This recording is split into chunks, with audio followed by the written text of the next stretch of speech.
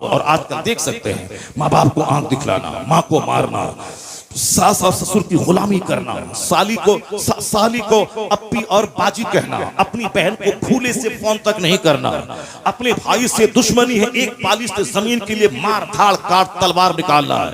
और साहब वो भाई जो साला है, भाईजान भाईजान भाईजान, अपने भाई को बुढ़ा कहना, उसको साहब उसका नाम बिगाड़ के बोलना, और वहां भाईजान भाईजान, जिस जमीन से पैदा हुआ, जिस पेट से पैदा हुआ, जो 9 महीना पेट में रखी, 2 साल खूने जिगर पिलाई, 12 साल नर्स की तरह कपड़े धो के तेरे पाखाने पेशाब वाले कपड़े को धोई, ये सारे एहसानात हो गए खत्म। सिर्फ एक लड़की का मुंह देखा, अब मुंह थोड़ा अच्छा था तो उसके मुंह की वजह से उसके माँ से भी प्यार हो गया, उसकी बहन से प्यार हो गया, अब वो अम्मी जान हो गई और अब्बा जान हो गए, अब साला भाई जान हो गए, और अपना जो भाई गोद में खिलाया था उसका क्या हो गया, अपनी जो बड़ी बहन जो गोद में लेके घंटों तुझको प्यार दिया था उसका क्या हो गया, जो अपना चाचा उसका क्या हो गया, अपनी पुपी का क्या हो गया, अपने भाई का क्या हो गया। बदतमीज अगर डिसिप्लिन नहीं है तो समझ लें कहीं न कहीं जरूर गड़बड़ का माहौल पैदा है। नहीं सुना आपने हमारे बुजुर्ग बोलते, इमाम अबू हनीफा रज़ी अल्लाह तआला अन्हु के सामने चंद बच्चे गेंद खेल रहे थे, गेंद गलती से, उन बच्चों की गलती से इमाम के सामने आया, इमाम के सामने, इमाम को देखकर सारे बच्चे सहम गए। वो बच्चे इमाम आजम करोड़ों मुसलमानों के इमाम कैसे आगे जाएं, कोई बच्चा इस घर में घुस रहा है, कोई उधर भाग रहा है, कैसे वहां जाए। एक बच्चा ढठाई के साथ गया सामने, मौलवी साहब तो क्या हो गया, ढठाई के साथ गया, गेंद लिया और अपना खेलने लगा।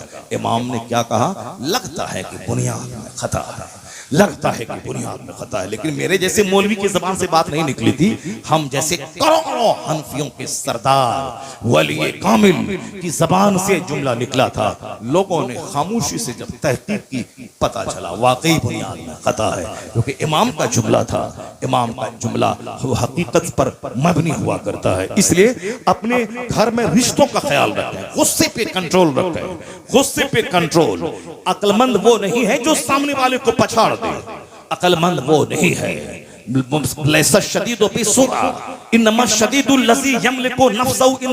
बुखारी शरीफ की हदीस में आया है कि वो शख्स पहलवान नहीं है जो सामने वाले को पछाड़ दे। The strong man is not the one who overcomes other, जो दूसरों पे कब्जा जमा ले, पछाड़ दे, वो स्ट्रॉन्ग नहीं है। The true strong, the true wrestler, सच्चा पहलवान, सच्चा मजबूत वो है जो who controls himself in the state of anger, जो गुस्से की हालत में अपने आप पर काबू कर ले, वही सबसे बड़ा पहलवान है। वही है सबसे बड़ा पहलवान जो गुस्से के वक्त में अपने आप पर काबू कर ले, वही असल में पहलवान, वही रेस्टलर है, वही बहादुर है, वही ब्रेव है, वही स्ट्रॉन्ग है। और आजकल जो कि हर आदमी कमजोर है, कमजोर ग़िज़ा, कमजोर माहौल, कमजोर सराउंडिंग्स, कमजोर इन्वायरमेंट, कमजोर दोस्त, इसीलिए सबके पास गुस्सा ज्यादा है और वह गंभीरता कम है, सबको गुस्सा आता है। जब आप सामने वाले के पास जाएं, उससे कोई मतलब आपका नहीं है तो गुस्से से बात करेगा, अगर वह 10 टका आपसे कमाएगा तो वह नॉर्मल हो जाएगा। ये सब दुनियादार किस्म के लोग, वो अखलाक कुछ नहीं है, सिर्फ पैसे को महत्व देता है। आप किसी से फोन करें, कौन बोल रहा है, अगर मतलब नहीं है तो गुस्से से बात करेगा, और अगर पता चला ये मतलब है इससे तो हाँ नहीं पहचाना आपको, नहीं पहचाना आपको, अस्सलाम वालेकुम, वालेकुम अस्सलाम। ये कमजोरों की कहानी है। वो ऐसा नहीं कि पहचान लिया तब अब नॉर्मल हो गए, वो पाखलाक नहीं। पाखलाक वो है जिसका अखलाक सबके साथ हो, जिसका अखलाक हर हाल में अखलाक उसका हो। ये बदअखलाकी, ये बेहयाई, ये बदतमीजी बताती है कि समाज में नाजायज बच्चों की तादाद में इजाफा हो रहा है। लोग कुफ्र बका, ईमान लूटा, हाँ ईमान गया, निकाह टूटा। इसलिए ऐसा नहीं कि बक बक करते रहे चौक चौराहे पान की दुकान पे बैठकर, नहीं नहीं मौलाना सब तो ऐसे ही बोलता रहता है, ये तो झूठ बोलते हैं, झूठ की खेती ये लोग करते हैं, ये लोग करते हैं। इसकी उनके चक्कर में मत पड़ना, मकान दुकान गाड़ी छकड़ा मॉल कॉम्प्लेक्स ये वो फला चिला शादी ब्याह सब मस्ती के, मौलाना के चक्कर में पड़ेगा तो फकीर बन के रह जाएगा। ना दौलत जमा करेगा ना गाड़ी होगी ना सामने वाला कोई वैल्यू देगा। वैल्यू चाहिए तो पैसा चाहिए, पैसा बोलता है, पैसा बोलता है। और जिस दिन वह पैसों की मौजूदगी में जलील होता है, जब अल्लाह ताला उसके कारोबार को ठप कर देता है, जब वो कहीं का नहीं रहता है, बेटी की शादी में नाचने कूदने में 10 करोड़ खर्चा किया, फैक्ट्री बिक गई, घर बिक गया, सड़क पे आ जाता है, तब उसके बाद आता है हजरत तावीज दे दीजिए, तावीज दे दीजिए। तावीज से ये काम होता है क्या? जो अल्लाह की नाराजगी मोल ले, जो मुस्तफा को नाराज करे, जो अल्लाह रसूल को नाराज करे, जो फरिश्तों को नाराज करे, उसके बाद वो सोचता कि मैं आराम से इज्जत के साथ रहूं, ऐसा कभी नहीं होगा। और उसके बाद कहता है कि एक तावीज ले लें, उसके बाद काम बन जाए। ऐसा दुनिया में होता है क्या कि जीने का रास्ता सिस्टम है ये, और उस सिस्टम के खिलाफ काम करेगा और एक तावीज ले लेगा, उस सारा काम खत्म हो जाएगा? ऐसा कहीं होता है? तावीज से आम का पेड़ लगा दे और वहां से सेब निकल जाए, 1 लाख तावीज उसमें डाल दें, नहीं होगा। चाहे बरेली से तावीज ले आए, चाहे बेलग्राम से तावीज ले आए, चाहे मसौली से तावीज ले आए, चाहे मुझ जैसे छोटे से फकीर से तावीज ले लें, 1 करोड़ तावीज आम के पेड़ में लगा दें और सोचें कि यहां से कटहल निकल जाए, यहां से अमरूद निकल जाए, यहां से सेब निकल जाए, नहीं होगा। आप लोग काश्तकार हैं, गेहूं लगाते हैं, गन्ना लगाते हैं, आप लोग साहब धान लगाते हैं, तो धान लगा दीजिए, उसके बाद 1 लाख तावीज बरेली मसौली के छोछा से ले आइए। फिर आप सैयद साहब है, आपकी तावीज में असर है, तावीज ले आइए और उस खेत में डाल दीजिए और सोचिए कि तावीज से या धान के खेत से शानदार गेहूं निकल जाएगा। और गेहूं के खेत में 1 लाख तावीज डालिए ताकि यहां से बासमती धान निकल जाएगा, नहीं होगा ऐसा। इट विल बी नेवर, ऐसा कभी नहीं होगा। ये कुदरत के कानून के खिलाफ है। जब कुदरत के कानून के खिलाफ है कि सेब का पेड़ चंबल में नहीं लगेगा, सेब के लिए चाहे शिमला का इलाका, सेब के लिए चाहे कश्मीर का इलाका जहां बर्फ गिरती हो। गेहूं की खेती जिस साल जबरदस्त सर्दी होती है, गेहूं की खेती जबरदस्त होती है, और जिस साल सर्दी नहीं पड़े गेहूं की खेती कमजोर हो तो उसका दाना बिल्कुल छोटा होता है। ये मुझसे ज्यादा आपको तजुर्बा है। तो जहां गर्मी का मौसम है वहां गेहूं की खेती नहीं होती है। जहां सर्दी जबरदस्त पड़ती है, पंजाब में, पूरे इंडिया में सबसे ज्यादा गेहूं की खेती पंजाब में होती, क्योंकि पंजाब कश्मीर से करीब है और पंजाब में जबरदस्त सर्दी पड़ती है, और वहां से नजदीक है ये मुरादाबाद, कश्मीर से, पंजाब से, हरियाणा से, इसलिए यहां भी जबरदस्त सर्दी है। हमारा बिहार थोड़ा दूर है कश्मीर से, वहां इतनी सर्दी नहीं पड़ती, वहां भी सड़ी हुई सर्दी होती है, पर आई और चली गई, झोंका आया और चला गया। और अभी वहां गर्मी है। मैं परसों गोवा में था, वहां फैन भी चल रहा था, एसी भी चल रही थी रूम में, कार में भी एसी, रूम में भी एसी। और यहाँ आके देखिए साहब, मैं जैकेट छोड़ दिया घर में और यहाँ मेरे पास जैकेट भी नहीं है चूंकि गर्मी लग रही थी। और यहाँ देखिए आप वहां से करीब है, जहाँ सर्दी वहां सेब है, जहाँ सर्दी वहां अनार है। अलबत्ता जहाँ खूब गर्मी हो वहां संतरा की खेती होती है। संतरा की खेती होती है कहाँ पे? नागपुर में, चूंकि वहां गर्मी होती है। कपास की खेती होती है कहाँ पे?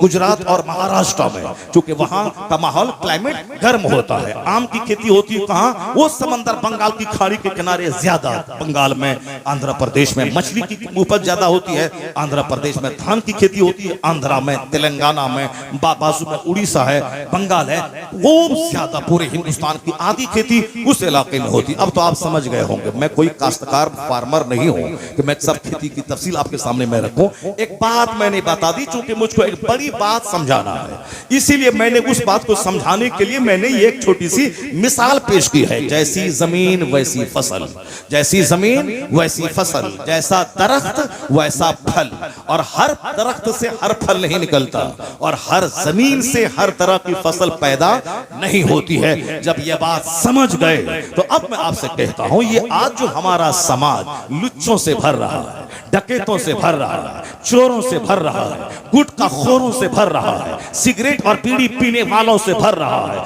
आलिमों और माँ बाप के एहतराम न करने वालों से भर रहा है, फिल्म सासों से भर रहा है, साथ इश्क बाजी करने वालों से भर रहा है, हराम खोरों से भर रहा है, डकैतों से भर रहा है। कभी गौर किया आपने कि आखिर ऐसा क्यों हो रहा है? अब बच्चा हो गया शरीर शराबी पापी, आए हजरत तावीज दीजिए। ऐसा होगा कि आम का पेड़ हो, तावीज लगाते हैं वहां से सेब निकल जाए? नहीं होगा। जैसी जमीन वैसी फसल, जैसा दरख्त वैसा फल। जब ये बात समझ गए तो माँ का पेट जमीन है, अब बाप उसमें बीज डालने वाला है। अगर बीज खराब हो तो फसल खराब होगी, अगर जमीन खराब है फसल खराब होगी। तो हर पेट से कुछ कुतुब पैदा नहीं होता, हर जमीन से कहान पैदा नहीं होता, हर जमीन से सेब पैदा नहीं होता। तो कुतुब पैदा होने के लिए वही जमीन चाहिए, कुतुबियत वाली जमीन चाहिए, और चोर और लफंगा पैदा होने के लिए वैसी जमीन चाहिए। अब जमीन जब हो फातिमा ज़हरा जैसी और उस पर बीज डालने वाला हो मौला अली, जमीन हूं फातिमा और अब और बीज डालने वाला हूं अली, तब अल्लाह बेटा शहीदों का सरदार हसन और हुसैन अता करता है। नारे तकबीर, नारे रिसालत, नारे गौसियत, मसलके आला हजरत। नहीं सुना आपने सुना होगा, सुनते ही हमेशा गौर नहीं करते कि इस वाकया के पेट से नसीहत क्या मिलती है, यहाँ से नसीहत क्या मिलती है, नहीं गौर करते हैं। सिर्फ गौसे पाक का लंगर खाया, गौसे पाक का तोशा खाया, गौसे पाक की नियाज खाई, बस हो गए हम सुन्नी हैं और कादरी हैं। कैसा था वो मेरा गौस? आप सुने होंगे जिनका बाप रात भर नमाज पढ़ता था, जिनका बाप दिन में जिहाद करता था, जिनका बाप एक बार खिलाफे तकवा एक काम हो गया, नदी पे बहता हुआ फल खा लिया, दिमाग में आया अगर कयामत में सवाल हुआ मैं क्या जवाब दूंगा, चलो दुनिया में उससे माफी मांग ले। माफी मांगने गया, वो समझ गया कि जरूर इसकी पेशानी में नूरे विलायत चमक रहा है। कहा बेटा 10 साल नौकरी करनी पड़ेगी। नहीं बोला कि जुर्म छोटा सा था, अब वह शरीयत की रोशनी में जुर्म ही नहीं है, वो तो तसव्वुफ और सुलूक की रोशनी में वह एहतियात और तकवा के खिलाफ वो काम है। वरना नदी की सतह पे कोई फल गिर के आ रहा हो, हालत इस्तरार में हो, उसको खा ले तो कोई जुर्म नहीं है। लेकिन चूंकि तकवा और एहतियात और सुलूक और तसव्वुफ की निगाह में यह जुर्म है, उसका दाग धोने के लिए गए, पता लगाया, देखा बाग है, दरख्त है, टहनी झुकी है, उसी का फल गिर रहा है, सोचा इसी का फल होगा। मालिक के पास गया, मैं मुजरिम हूं। कहा क्या जुर्म? का फल खाया हो। कहा कि 10 साल नौकरी करनी पड़ेगी। अगर कोई रहता कहता छोटा सा जुर्म, 10 साल की लंबी नौकरी, रखो माफी अपने पास, मैं जा रहा हूं। लेकिन उसके दिमाग में एक बात हमेशा चलती थी कि दुनिया में जुर्म हुआ है, इस यही दुनिया ही में धुल जाए, दुनिया ही में यह दाग धुल जाए, ताकि अल्लाह के सामने में बेदाग होके जाऊं। वहां का हिसाब देना बड़ा मुश्किल है, यहाँ की मुसीबत आसान है सह लेना।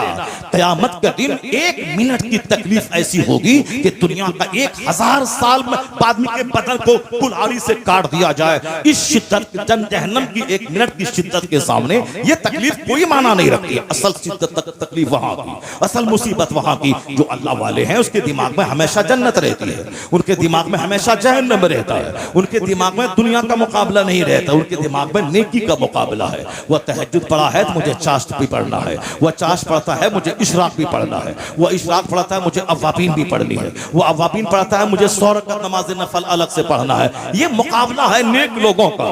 वह नेक लोग थे, मुकाबला करके चले गए। अब हम लोगों को मुकाबला है, वह बुलेट लिया है तो हमें उससे महंगा बुलेट लेना है, वह 16 लाख की बाइक लिया है तो हमें 20 लाख की बाइक लेना है, वह ऐसा टाइल्स लगाया है हमें उससे अच्छा टाइल्स लगाना है, वह ऐसा मार्बल लिया है तो हमें उससे अच्छा ग्रेनाइट लगाना है। जाओ कंकड़ पत्थर ग्रेनाइट का मुकाबला करते रहो, उसी का मुकाबला करते करते मर जाओ। बड़े लोग पत्थर का मुकाबला नहीं करते, बड़े लोग अखलाक का मुकाबला करते हैं, वह कैरेक्टर और कंडक्ट का मुकाबला करते हैं, वह इल्म और तकवा का मुकाबला करते हैं। नौजवान का माफी करो का 10 साल का मंजूर है, 10 साल की नौकरी हुई, अब माफ करो का अब भी माफी न होगी। एक शर्त और है, एक लूली लंगड़ी अपाकिज कौम की बेटी है, निकाह करना पड़ेगा। वो अगर वो हमारे जैसा होता तो कहता छोटा सा जुर्म है, 10 साल की नौकरी है, उसके बाद ये लूली लंगड़ी की शर्त आपने क्यों रख दी? मगर नहीं, अल्लाह से डरने वाला का ठीक है, जब यही शर्त ठहरी तो मुझे कबूल है। लूली लंगड़ी अपाकिज गोंगी से भी निकाह कबूल है, शादी कर ली। शबे उरूसी में देखा हुस्नो जमाल की मुजस्समा बैठी है, चौंक गए। घर से बाहर निकला, बोला था लूली लंगड़ी अपाकिज जहां हुस्नो जमाल की तस्वीर है। जब लड़की के वालिद ने देख के कहा बेटा मैं समझ गया तू क्यों वापस आया, वही है तेरी बीवी, वही है मेरी बेटी, उसी से हुआ है तेरा अक्द। मैंने जो बोला था लूली लंगड़ी अपाकिज गोंगी, इस माना कर कहा था कि मेरी बेटी कभी जबान से खिलाफ हक कोई बात नहीं बोली है, इसीलिए मैंने गोंगी कहा। हाथ से कोई गुनाह नहीं हुआ है, इसीलिए मैंने उसे लूली कहा। पांव गुनाह की तरफ नहीं चले हैं, इसीलिए मैंने प्यार से से लंगड़ी कहा है, पेट में हराम गजा नहीं गई है, इसीलिए मैंने उसको कहा कि लूली लंगड़ी अपाहिज गूंगी है, भूखी प्यासी है, इसलिए मैंने तुझसे कहा मेरे लाल वो है मेरी बेटी। ये बताएं वो नौजवान जो उस मुसीबत समझ के अब्द किया था, लूली लंगड़ी अपाहिज है, मैं इसको ढोलूंगा, मैं सहलूंगा, मगर अल्लाह ताला मुझको माफ कर दे, कयामत के दिन मैं बेदाग होके जाऊं। ये गुनाह, ये मुसीबत है। लूली लंगड़ी अपाहिज को खिलाओ पिलाओ पेशाब पखाना करवाओ, ये मुसीबत है, मगर ये मुसीबत आखिरत की मुसीबत के सामने कुछ नहीं है। कबूल कर लिया। अल्लाह से जो सौदा करता है, अल्लाह से जो सौदा करता हुआ कभी खसारे में नहीं रहता है। ये सौदा अल्लाह से हुआ है, अल्लाह की मोहब्बत में लूली लंगड़ी से अक्द कर लिया। ये सोच के नहीं कि करामत से देख लिया कि वो अच्छी है, हुस्न जमाल की देवी है, करामत से देख लिया, नहीं नहीं, करामत से नहीं देखा, वह फैक्ट समझ करके लूली से निकाह कर रहा हूं, लंगड़ी और अपाहिज गोंगी से शादी कर रहा हूं। हकीकत में जो तारीख का जो पेज बोल रहा है वो यही है, करामत समझ के नहीं कि वो हाँ देख लिया मैंने, ये ऐसे ही बोल रहे हैं, वो नहीं, वो अपनी दानिश्त में वो लूली लंगड़ी समझ के निकाह किया। लेकिन जब उसका इनाम ये मिला, जो अल्लाह से सौदा करता है वह खसारे में नहीं रहता है। जब हुस्नो जमाल की तस्वीर देखी सजदा रेज हो गया, इलाही मैंने तो आखिरत की कातिल इसको उठाया था, और तूने इसे इस वक्त का सबसे बड़ा इनाम बना के तुझको तूने अता फरमा दिया। अल्लाह से जो बिजनेस करता है, अल्लाह से जो सौदा करता है, उसका इनाम ऐसा ही होता है। कड़ाके की सर्दी में नहा के देखें, फजर की नमाज पढ़ के देखें, दिल में कितना इत्मीनान नसीब होगा। अल्लाह की खातिर सच बोल के देखें, झूठ बोलता 1 लाख का फायदा होता, सच बोला 100 रुपए मिला।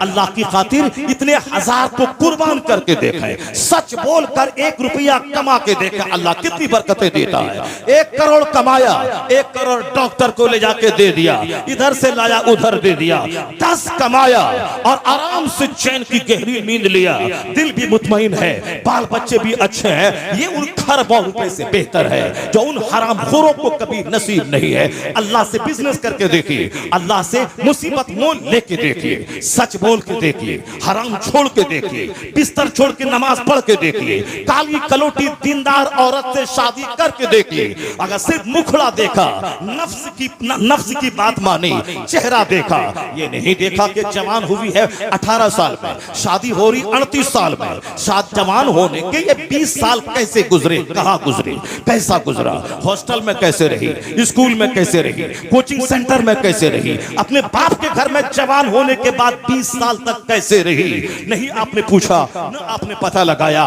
सिर्फ नाक देखा, आंख देखा, सिर्फ चेहरे का गोश्त देखा, हाइट देखा, रंग देखा, कह दिया कि ओके।